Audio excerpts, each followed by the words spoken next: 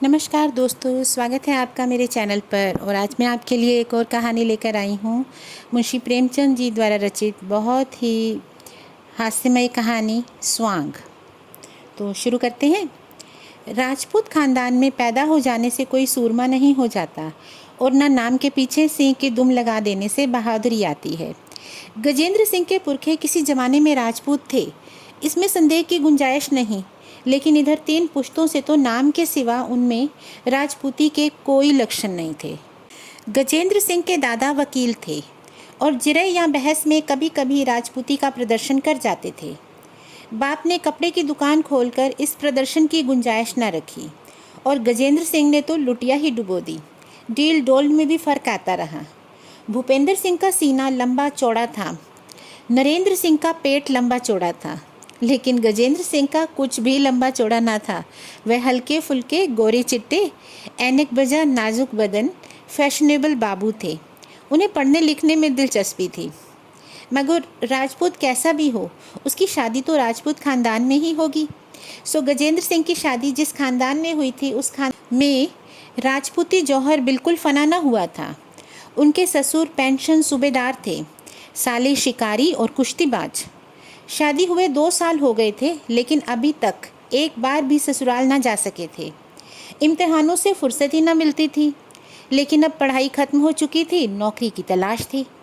इसलिए अब की होली के मौके पर ससुराल से बुलावा आया तो उसने कोई हील हुज्जत ना की।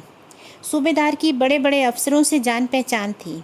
फौजी अफसरों की हुक्म कितनी कद्र और कितनी इज्जत करते हैं, यह उसे खूब मालूम था। समझा मुमकिन है सूबेदार साहब की सिफारिश से नायब तहसीलदारी में नामजद हो जाए। इधर श्याम दुलारी से भी साल भर से मुलाकात न हुई थी। एक निशाने से 2 शिकार हो रहे थे। नया रेशमी कोट बनवाया और होली के एक दिन पहले ससुराल जा पहुँचे। अपने गरांडील सालों के सामने बिल्कुल बच्चा सा मालूम होते थे। तीसरे पहर का वक्त था। गजेंद्र सिंह अपने सालों से विद्यार्थी काल के कारनामे बयान कर रहा था। फुटबॉल में किस तरह एक देव जैसे लंबे तगड़े गोरे को पटखनी दी, हॉकी मैच में किस तरह अकेले गोल कर लिया कि इतने में सूबेदार साहब देव की तरह आकर खड़े हो गए और बड़े लड़के से बोले, अरे सुनो, तुम यहाँ बैठे क्या कर रहे हो? बाबूजी शहर से आए हैं, इन्हें ले जाकर जरा जंगल की सैर करा लाओ, कुछ शिकार विकार खिलाओ। यह ठंठर वेठर तो है नहीं, इनका जी घबराता होगा।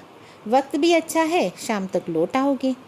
शिकार का नाम सुनते ही गजेंद्र सिंह की नानी मर गई। बेचारे ने उम्र भर कभी शिकार ना खेला था। इस देहाती उजड़ लौंडे उसे न जाने कहाँ कहाँ दौड़ाएंगे। कहीं किसी जानवर का सामना हो गया तो कहीं के न रहेंगे। कौन जाने हिरन ही चोट कर बैठे। हिरन भी तो भागने की राह ना पाकर कभी कभी पलट पड़ता है। कहीं भेड़िया निकल आए तो काम ही तमाम कर देगा। बोले, इस वक्त तो मेरा शिकार खेलने का बिल्कुल जी नहीं चाहता, बहुत थक गया हूँ। सूबेदार साहब ने फरमाया, तुम घोड़े पर सवार हो लेना, यही तो देहात की बहार है। चुन्नू, जाकर बंदूक ला, मैं भी चलूँगा। कई दिन से बाहर नहीं निकला, मेरा राइफल भी लेते आना। चुन्नू और मुन्नू खुश खुश बंदूक लेने दौड़े। इधर गजेंद्र की जान सूखने लगी। पछता रहा था, नाहक इन लौंडों के साथ गपशप करने लगा। जानता था कि बला सिर पर आने वाली है, तो आते ही फौरन बीमार बनकर चारपाई पर पड़ा रहता। अब तो कोई हीला भी नहीं कर सकता। सबसे बड़ी मुसीबत घोड़े की सवारी। देहाती घोड़े तो यूं ही थान पर बंधे बंधे टर्रे हो जाते हैं और आसन का कच्चा सवार देखकर तो वह और भी शेखियाँ करने लगते हैं। कहीं उन्हें अल्फ हो गया तो मुझे लेकर किसी नाले की तरफ बेतहाशा भागे तो खैरियत नहीं। दोनों साले बंदूक लेकर आ पहुँचे। घोड़ा भी खिंचकर आ गया। सूबेदार साहब शिकारी कपड़े पहनकर तैयार हो गए। अब गजेंद्र के लिए कोई हीला ना रहा। उसने घोड़े की तरफ कनखियों से देखा। वह बार बार ज़मीन पर पैर पटकता था, हिनहिनाता था। उठी हुई गर्दन, लाल आँखें, कनौतियाँ खड़ी, बोटी बोटी फड़क रही थी। उसकी तरफ देखते ही डर लगता था। गजेंद्र दिल में सहम उठा, मगर बहादुरी दिखाने के लिए घोड़े के पास जाकर उसकी गर्दन पर इस तरह थपकियाँ दी जैसे पक्का शह सवार है, और बोला, जानवर तो जानवर है, मगर मुनासिब नहीं मालूम होता कि आप लोग पैदल चलें और मैं घोड़े पर बैठूं। ऐसा कुछ थका नहीं हूँ, मैं भी पैदल ही चलूँगा, इसका मुझे अभ्यास है। इस पर सूबेदार साहब ने कहा, बेटा जंगल दूर है, थक जाओगे, बड़ा सीधा जानवर है। बच्चा भी सवार हो सकता है। गजेंद्र ने कहा, जी नहीं, मुझे भी यूं ही चलने दीजिए। गपशप करते हुए चलेंगे, सवारी में वह लुत्फ़ कहाँ। कहाँ आप बुज़ुर्ग हैं, सवार हो जाएं। चारों आदमी पैदल चले। लोगों पर गजेंद्र की इस नम्रता का बहुत असर हुआ। सभ्यता और सदाचार तो शहर वाले ही जानते हैं, तिस पर इल्म की बरकत। थोड़ी दूर के बाद पथरीला रास्ता शुरू हुआ। एक तरफ हरा भरा मैदान, दूसरी तरफ पहाड़ का सिलसिला। चारों ही तरफ बबूल, करील, करौंद और ढाक के जंगल थे। सूबेदार साहब अपनी फौजी जिंदगी के पिटे हुए किस्से सुनाते चले जा रहे थे। गजेंद्र तेज चलने की कोशिश कर रहा था, लेकिन बार बार पिछड़ जाता था और उसे 2-4 कदम दौड़कर उनके बराबर होना पड़ता था। पसीने से तर हाँफता हुआ अपनी बेवकूफ़ी पर पछताता चला जाता था। यहाँ आने की ज़रूरत ही क्या थी? श्याम दुलारी महीने 2 महीने में आ ही जाती। मुझे इस तरह कुत्ते की तरह दौड़ते आने की क्या ज़रूरत थी? अभी से यह हाल है, शिकार नज़र आ गया तो मालूम नहीं क्या आफत हो जाएगी। मील 2 मील की दौड़ तो उनके लिए मामूली बात है, मगर मेरा तो कचूमर ही निकल जाएगा। शायद बेहोश होकर गिर पड़ूं। पैर अभी से मन मन भर के हो रहे हैं। यकायक रास्ते में सेमल का एक पेड़ नज़र आया। नीचे लाल लाल फूल बिछे हुए थे, ऊपर सारा पेड़ गुलनार हो रहा था। गजेंद्र वहीं खड़ा हो गया और उस पेड़ को मस्ताना निगाहों से देखने लगा। चुन्नू ने पूछा, क्या है जीजाजी, रुक कैसे गए? गजेंद्र सिंह ने मुग्ध भाव से कहा, कुछ नहीं, इस पेड़ का आकर्षक सौंदर्य देखकर दिल बाग बाग हुआ जाता है। आहा, क्या बहार है, क्या रौनक है, क्या शान है कि जैसे जंगल की देवी ने गोधूली के आकाश को लज्जित करने के लिए केसरिया जोड़ा पहन लिया हो, या ऋषियों के पवित्र आत्माएं अपनी शाश्वत यात्रा में यहाँ आराम कर रही हों, या प्रकृति का मधुर संगीत मूर्तिमान होकर दुनिया पर मोहिनी मंत्र डाल रहा हो। आप लोग शिकार खेलने जाइए, मुझे इस अमृत से तृप्त होने दीजिए। दोनों नौजवान गजेंद्र का मुंह आश्चर्य से ताकने लगे। उनकी समझ में ही ना आया कि ये महाशय कह क्या रहे हैं। देहात के रहने वाले, जंगलों में घूमने वाले, सेमल उनके लिए कोई अनोखी चीज़ न थी।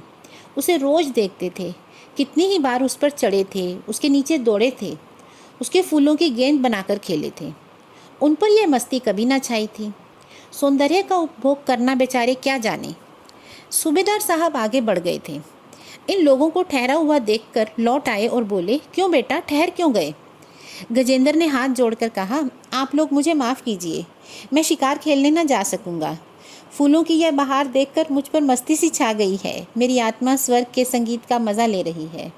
आहा, मेरा दिल ही फूल है जो फूल बनकर चमक रहा है। मुझ में भी वही लाली है, वही सौंदर्य है, वही रस है। मेरे हृदय पर केवल अज्ञानता का पर्दा पड़ा हुआ है। किसका शिकार करें? जंगल के मासूम जानवरों का?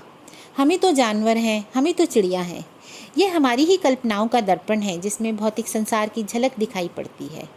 क्यों अपना ही खून करें? नहीं, आप लोग शिकार करने जाएं, मुझे इस मस्ती और बहार में डूबकर इसका आनंद उठाने दें। बल्कि मैं तो प्रार्थना करूँगा आप भी शिकार से दूर रहें। जिंदगी खुशियों का खजाना है, उसका खून न करें। प्रकृति के दृश्यों से अपने मानस चक्षुओं को तृप्त कर लीजिए। प्रकृति के एक एक कण में, एक एक फूल में, एक एक पत्ती में इसी आनंद की किरणें चमक रही हैं। खून करके आनंद के इस अक्षय स्रोत को अपवित्र न करें। इस दार्शनिक भाषण ने सभी को प्रभावित कर दिया। सूबेदार ने चुन्नू से धीमे से कहा, उम्र तो कुछ नहीं है, लेकिन कितना ज्ञान भरा हुआ है। चुन्नू ने भी अपनी श्रद्धा को व्यक्त किया। विद्या से ही आत्मा जाग जाती है, शिकार खेलना है बुरा। सूबेदार साहब ने ज्ञानियों की तरह कहा, हाँ बुरा तो है, चलो लौट चलें। जब हर एक चीज़ में उसी का प्रकाश है तो शिकार कौन और शिकारी कौन?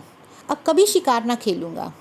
फिर गजेंद्र से बोले, तुम्हारे उपदेश ने हमारी आंखें खोल दी, कसम खाते हैं अब कभी शिकार ना खेलेंगे। गजेंद्र पर मस्ती छाई हुई थी। उसी नशे की हालत में बोला, ईश्वर को लाख लाख धन्यवाद है, उसने आप लोगों को सद्बुद्धि दी। मुझे खुद शिकार का कितना शौक था बतला नहीं सकता। अनगिनत जंगली सुअर, हिरन, तेंदुए, नील गाय मारे होंगे। एक बार तो चीते को भी मारा। मगर आज ज्ञान की मदिरा का वह नशा हुआ कि दुनिया का कहीं अस्तित्व ही नहीं रहा। अब होली आने वाली थी। होली जलाने का मुहूर्त रात 9 बजे का था। 8 ही बजे से गांव के औरत मर्द, बूढ़े बच्चे गाते बजाते, कबीर उड़ाते होली की तरफ चले।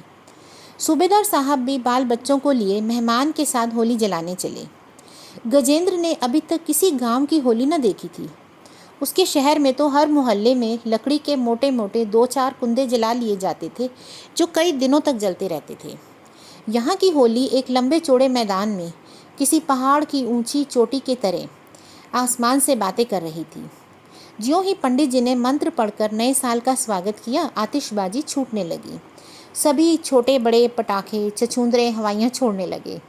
गजेंद्र के सिर पर से कई छछूंदर सनसनाती हुई निकली। हर एक पटाखे पर बेचारा 2-2, 4-4 कदम पीछे हट जाता था और दिल में इन उजड़ देहातियों को कोसता था। ये क्या बेहूदगी है। बारूद कहीं कपड़े में लग जाए, कोई और दुर्घटना हो जाए तो सारी शरारत निकल जाए। रोज़ ही ऐसी वारदातें होती रहती हैं, मगर इन गंवारों को क्या खबर। यहाँ दादा ने जो कुछ किया वही करेंगे, चाहे उसमें कुछ दुख हो या ना हो। अचानक नज़दीक से एक बम गोले के छूटने की गगनभेदी आवाज़ हुई कि जैसे बिजली कड़की हो। गजेंद्र सिंह चौंक कर कोई 2 फीट ऊंचे उछल गए। अपने जीवन में वह शायद कभी इतना ना कूदे थे। दिल धक धक करने लगा, गोया तोप के निशाने के सामने खड़े हों। फौरन दोनों कान उंगलियों से बंद कर लिए और 10 कदम और पीछे हट गए। चुन्नू ने कहा, जीजाजी आप क्या छोड़ेंगे, क्या लाऊं? मुन्नू बोला, हवाइयाँ छोड़िए जीजाजी, बहुत अच्छी हैं, आसमान में निकल जाती हैं। चुन्नू बोला, हवाइयाँ बच्चे छोड़ते हैं कि यह छोड़ेंगे? आप बम गोला छोड़िए भाई साहब। इस पर गजेंद्र ने कहा, भाई मुझे इन चीज़ों का शौक़ नहीं। मुझे तो ताज्जुब हो रहा है, बूढ़े भी कितनी दिलचस्पी से आतिशबाजी छुड़ा रहे हैं। मुन्नू 2-4 महताबियों तो ज़रूर छोड़िए। गजेंद्र को महताबियाँ निरापद जान पड़ी। उनकी लाल हरी सुनहरी चमक के सामने उनके गोरे चेहरे और खूबसूरत बालों और रेशमी कुर्ते की मोहकता कितनी बढ़ जाएगी। कोई खतरे की बात नहीं है। मज़े से हाथ में लिए खड़े हैं, गुल टप टप नीचे गिर रहा है और सबकी निगाहें उनकी तरफ लगी हुई थी। उनकी दार्शनिक बुद्धि भी आत्म प्रदर्शन की लालसा से मुक्त न थी। फ़ौरन महताबी ले ली, उदासीनता की अजब शान के साथ। मगर पहली ही महताबी छोड़ना शुरू की थी कि दूसरा बम गोला छूटा। आसमान कांप उठा। गजेंद्र को ऐसा मालूम हुआ जैसे कान के पर्दे फट गए या सिर पर कोई हथौड़ा गिर पड़ा। महताबी हाथ से छूटकर गिर पड़ी और छाती धड़कने लगी। अभी इस धमाके से संभलने भी न पाए थे कि दूसरा धमाका हुआ। जैसे आसमान फट पड़ा, सारे वायुमंडल में कंपन सा आ गया।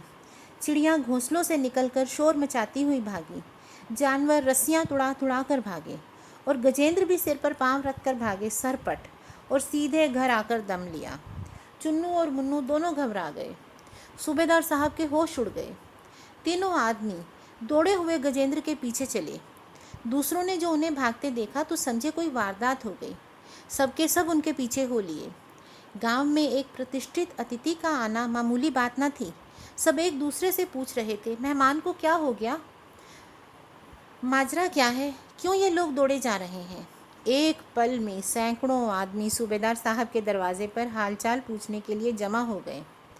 गांव का दामाद कुरूप होने पर भी दर्शनीय और बदहाल होने पर भी सबका प्रिय होता है। सूबेदार ने सहमी हुई आवाज़ में पूछा, तुम वहाँ से क्यों भाग आए भैया? गजेंद्र को क्या मालूम था कि उनके चले जाने से यह तहलका मच जाएगा, मगर उनके हाजिर जवाब ने जवाब सोच लिया। जवाब भी ऐसा कि गांव वालों पर उनकी अलौकिक दृष्टि की धाक जमा दे। बोला, कोई ख़ास बात न थी, दिल में कुछ ऐसा आया कि यहाँ से भाग जाना चाहिए। इस पर उन्होंने पूछा, नहीं कोई बात ज़रूर थी। इस पर गजेंद्र ने कहा, आप पूछकर क्या करेंगे, मैं उसे जाहिर करके आपके आनंद में विघ्न नहीं डालना चाहता। इस पर उन्होंने कहा, जब तक बतला न दोगे बेटा हमें तसल्ली नहीं होगी, सारा गांव घबराया हुआ है। गजेंद्र ने फिर सूफियों का सा चेहरा बनाया, आंखें बंद कर ली, जम्हाइयाँ ली और आसमान की तरफ देखकर बोले, बात यह है कि ज्यों ही मैंने महताबी हाथ में ली, मुझे ऐसा मालूम हुआ जैसे किसी ने उसे मेरे हाथ से छीनकर फेंक दिया। मैंने कभी आतिशबाजियाँ नहीं छोड़ी, हमेशा उनको बुरा भला कहता रहा हूँ। आज मैंने वह काम किया जो मेरी अंतरात्मा के खिलाफ था। बस गजब ही तो हो रहा, मुझे ऐसा मालूम हुआ जैसे मेरी आत्मा मुझे धिक्कार रही है। शर्म से मेरी गर्दन झुक गई और मैं इसी हालत में वहाँ से भागा। आप लोग मुझे माफ़ करें, मैं आपके जश्न में शरीक न हो सकूँगा। सूबेदार साहब ने इस तरह गर्दन हिलाई जैसे उनके सिवा वहाँ कोई इस अध्यात्म का रहस्य नहीं समझ सकता। उनकी आंखें कह रही थी, आती है तुम लोगों को समझ में ये बातें, तुम लोग भला क्या समझोगे। हम भी कुछ कुछ ही समझते हैं। होली तो नियत समय पर जलाई गई थी, मगर आतिशबाजियाँ नदी में डाल दी गईं। शरीर लड़कों ने कुछ इसलिए छिपा कर रख ली कि गजेंद्र चले जाएंगे तो मज़े से छुड़ाएंगे। श्याम दुलारी ने एकांत में कहा, तुम तो वहाँ से खूब भागे। गजेंद्र अकड़ कर बोला, भागता क्यों, भागने की कोई बात न थी। इस पर वह बोली, मेरी तो जान निकल गई कि न मालूम क्या हो गया। तुम्हारे ही साथ मैं भी दौड़ी आई। टोकरी भर आतिशबाजी पानी में फेंक दी गई। इस पर गजेंद्र ने कहा, यह तो रुपए को आग में फूंकना है। इस पर वह बोली, होली पे भी न छोड़ें तो कब छोड़ें, त्योहार इसीलिए तो आते हैं। इस पर गजेंद्र ने कहा, त्योहारों में गाओ बजाओ, अच्छी अच्छी चीज़ें पकाओ खाओ, खैरात करो, दोस्तों से मिलो, सबसे मोहब्बत से पेश आओ। बारूद उड़ाने का नाम त्योहार नहीं है। रात के 12 बज रहे थे। किसी ने दरवाजे पर धक्का मारा। गजेंद्र ने चौंक कर पूछा, ये धक्का किसने मारा? श्यामा ने लापरवाही से कहा, कोई बिल्ली विल्ली होगी। कई आदमियों के फटफट करने की आवाज़ें आईं। फिर किवाड़ पर धक्का पड़ा। गजेंद्र की कंपकपी छूट गई। लालटेन लेकर दराज से झांक कर देखा तो चेहरे का रंग उड़ गया। 4-5 आदमी कुर्ते पहने, पगड़ियाँ पहने, दाढ़ियाँ लगाए, कंधों पर बंदूकें रखे, किवाड़ को तोड़ डालने की ज़बरदस्त कोशिश में लगे हुए थे। गजेंद्र कान लगाकर उनकी बातें सुनने लगा। दोनों सो गए हैं, किवाड़ तोड़ डालो, माल अलमारी में है। इस पर कोई बोला, अगर वो जाग गया तो वह बोले, औरत क्या कर सकती है, और मर्द को तो चारपाई से बांध देंगे। इस पर किसी ने कहा, सुनते हैं गजेंद्र सिंह कोई बड़ा पहलवान है। इस पर फिर जवाब आया, कैसा भी पहलवान हो, 4 हथियारबंद आदमियों के सामने वह क्या कर सकता है। गजेंद्र को काटो तो खून नहीं। श्याम दुलारी से बोले, यह डाकू मालूम होते हैं, अब क्या होगा, मेरे तो हाथ पांव कांप रहे हैं। इस पर वह बोली, चोर चोर पुकारो, जाग ही जाएंगे, आप भाग जाएंगे, नहीं तो मैं चिल्लाती हूँ, चोर का दिल आधा होता है। इस पर वह बोला, ना ना, कहीं ऐसा गजब न करना, सबके पास बंदूकें हैं। गांव में इतना सन्नाटा क्यों है, घर के आदमी क्या हुए? इस पर श्याम दुलारी बोली, भैया और मुन्नू दादा खलिहान में सोने गए हैं और काका दरवाजे पर पड़े होंगे, उनके कानों पर तो तोप का गोला भी छूटे तो भी न जागेंगे। इस पर गजेंद्र ने फिर पूछा, इस कमरे में कोई दूसरी खिड़की भी तो नहीं है कि बाहर आवाज़ पहुँचे, मकान है कि कैद खाने? इस पर वह बोली, मैं ही चिल्लाती हूँ। फिर वह बोला, नहीं नहीं, क्यों जान देने पर तुली हूँ, मैं तो सोचता हूँ हम दोनों चुपचाप लेट जाते हैं और आंखें बंद कर लेते हैं। बदमाशों को जो कुछ ले जाना है ले जाएं, जान तो बचे। देखो किवाड़ हिल रहा है, कहीं टूट ना जाए। हे ईश्वर, कहाँ जाएं, इस मुसीबत में तुम्हारा ही भरोसा है। क्या जानता था कि ये आफत आने वाली है, नहीं तो आता ही क्यों। बस चुप्पी साध लो और हिलाएं विलाएं तो भी सांस मत लेना। इस पर वह बोली, मुझसे चुप्पी साध करना पड़ा रह जाएगा। तो गजेंद्र ने फिर से कहा, जेवर उतार कर रख क्यों नहीं देती, शैतान जेवर ही तो ले जाएंगे। इस पर वह बोली, जेवर तो ना उतारूंगी, चाहे कुछ भी क्यों ना हो जाए। तो वह बोला, क्यों जान देने पर तुली हो। इस पर श्याम दुलारी ने फिर से कहा, खुशी से तो जेवर ना उतारूंगी, ज़बरदस्ती की बात और है। इस पर वह बोला, सुनो सब क्या बातें कर रहे हैं। बाहर से आवाज़ आई, किवाड़ खोल दो नहीं तो किवाड़ तोड़ देंगे। गजेंद्र श्याम दुलारी की मिन्नत करने लगा, मेरी मानो श्यामा, जेवर उतार कर रख दो, मैं वादा करता हूँ बहुत जल्दी नए जेवर बनवा दूंगा। बाहर से फिर आवाज़ आई, क्यों, बस 1 मिनट की मोहलत और देते हैं, अगर किवाड़ ना खोले तो खैरियत नहीं। गजेंद्र ने श्याम दुलारी से पूछा, खोल दूँ?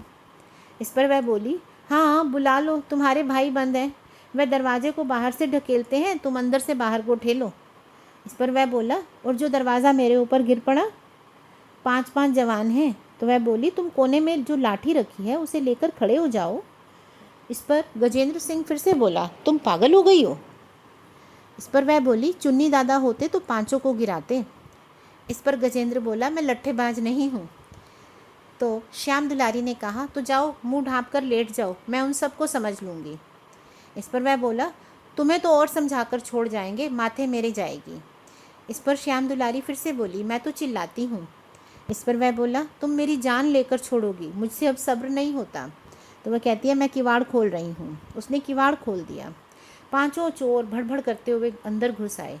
एक ने अपने साथी से कहा, मैं इस लौंडे को पकड़े हुए हूँ, तुम इस औरत के सारे गहने उतार लो। दूसरा बोला, इसने तो आंखें बंद कर ली हैं।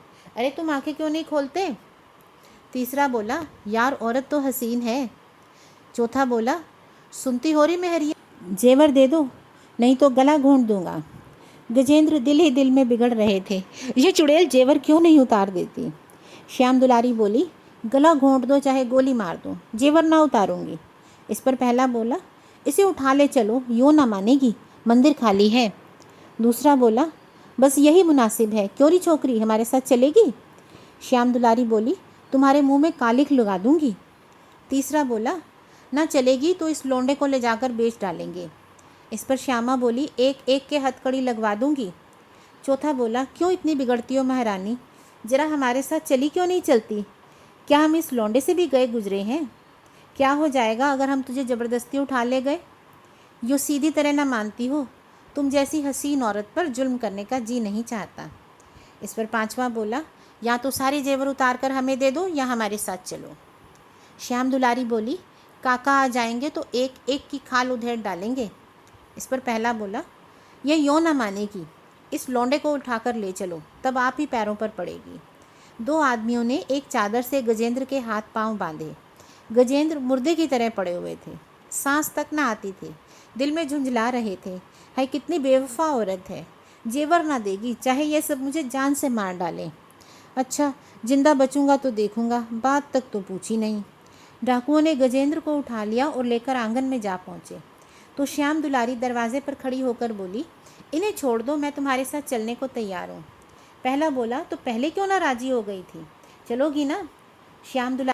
श्याम दुलारी बोली, चलूँगी, कहती तो हूँ। तो तीसरा बोला, अच्छा तो चल, हम इसे छोड़ देते हैं। दोनों चोरों ने गजेंद्र को लाकर चारपाई पर लिटा दिया और श्याम दुलारी को लेकर चले गए। कमरे में सन्नाटा छा गया। गजेंद्र ने डरते डरते आंखें खोली, कोई नज़र न आया। उठकर दरवाजे से झांका, सहन में कोई न था। तीर की तरह निकलकर सदर दरवाजे पर आए, लेकिन बाहर निकलने का हौसला न हुआ। चाहा कि सूबेदार साहब को जगाएं, मुंह से आवाज़ न निकली। उसी वक्त कह कहे की आवाज़ आई और 5 औरतें चुहल करती हुई श्याम दुलारी के कमरे में आईं। गजेंद्र का वहाँ पता न था। एक बोली, कहाँ चले गए? श्याम दुलारी बोली, बाहर चले गए होंगे। दूसरी बोली, बहुत शर्मिंदा होंगे। तीसरी बोली, डर के मारे उनकी तो सांस तक बंद हो गई थी। गजेंद्र ने बोलचाल सुनी तो जान में जान आई, समझे शायद घर में जाग हो गई। लपक कर कमरे के दरवाजे पर आए और बोले, जरा देखिए श्यामा कहाँ है, मेरी तो नींद ही नहीं खुली, जल्दी किसी को दौड़ाइए। यकायक उन्हीं औरतों में से श्यामा को खड़े हंसते देखकर हैरत में आ गए। 5 सहेलियों ने हंसना और तालियां पीटना शुरू कर दिया। एक ने कहा, वाह जीजा जी, देख ली आपकी बहादुरी। श्याम दुलारी बोली, तुम सब की सब शैतान हो। इस पर तीसरी बोली, बीवी तो चारों के साथ चली गई और आपने सांस तक न ली। गजेंद्र समझ गए, बड़ा धोखा खाया, मगर जबान के शेर फ़ौरन बिगड़ी बात बना ली। बोले, तो क्या करता, तुम्हारा स्वांग बिगाड़ देता। मैं तो इस तमाशे का मज़ा ले रहा था। अगर तुम सबों के पकड़ के मूछें उखाड़ देती तो तुम कितनी शर्मिंदा होती। मैं इतना बेरहम नहीं हूँ। सब की सब गजेंद्र का मुंह देखती रह गई। तो इस तरह से गजेंद्र ने अपनी बुद्धि से हर तरह की समस्या से निजात पा ली। धन्यवाद दोस्तों। अगर आपको मेरी कहानियाँ अच्छी लगती हैं तो आप प्लीज़ मेरे चैनल को लाइक, शेयर एंड सब्सक्राइब करें और इसी तरह की और कहानियाँ सुनने के लिए मेरे चैनल पर आते रहें। Thank you.